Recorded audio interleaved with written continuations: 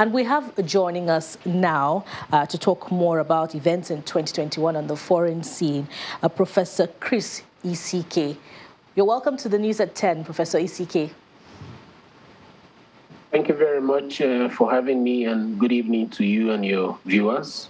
Yes. 2021 was an interesting year for Nigeria. Bilateral, multilateral meetings and issues, summits as well. Do you think the country cemented her position as a major player on the global stage?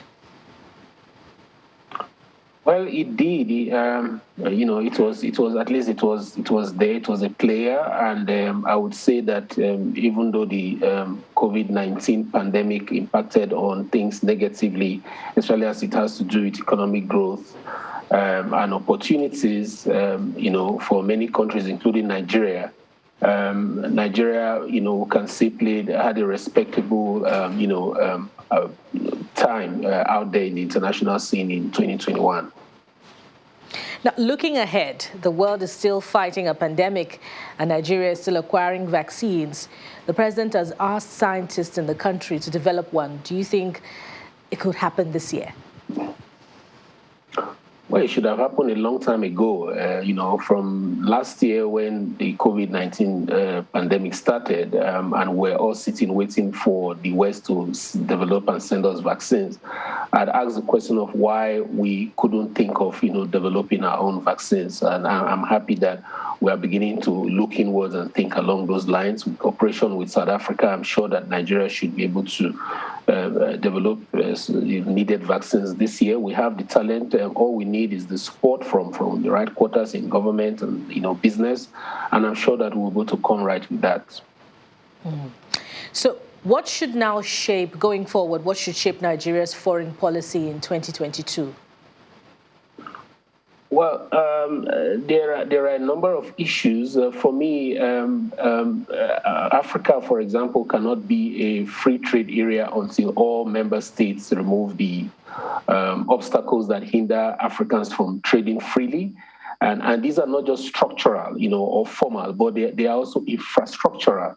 So Nigeria should be at the forefront of, driving Africa to be intra-trade compliant, and outside West Africa, it must take this issue head on with South Africa, which drives intra-African trade on one hand, but put clogs that hinder, equal participation in its economy from African countries such as Nigeria. For example, apart from the trade between both countries, Nigeria and South Africa, which is heavily skewed in favor of South Africa.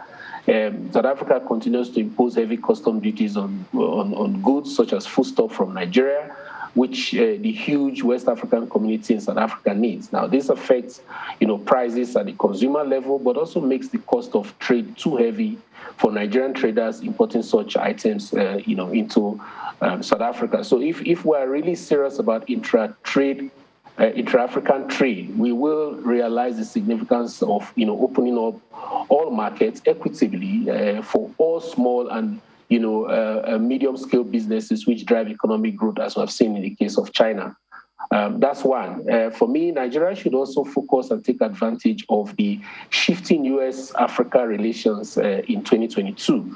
The competition between China and the U.S. in Africa is making the U.S. shift in its approach towards Africa, as it is now beginning to see the continent as an equal partner and not just, as a subordinate actor as it has always seen and treated Africa in the past. There are significant human security initiatives in the Biden's administration's five-pronged U.S.-Africa policy, which Nigeria can benefit from and also enhance what we're already getting from the military security focus of the U.S. Africa policy.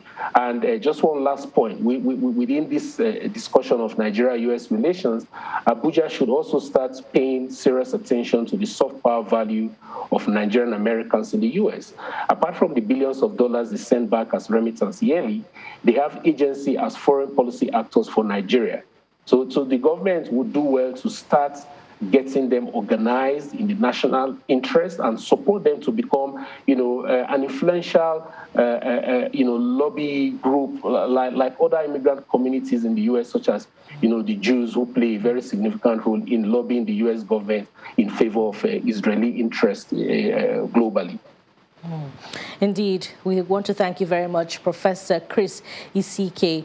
He's the President, Africa Association of Political Science. Thank you very much for your time and thoughts on the news at 10.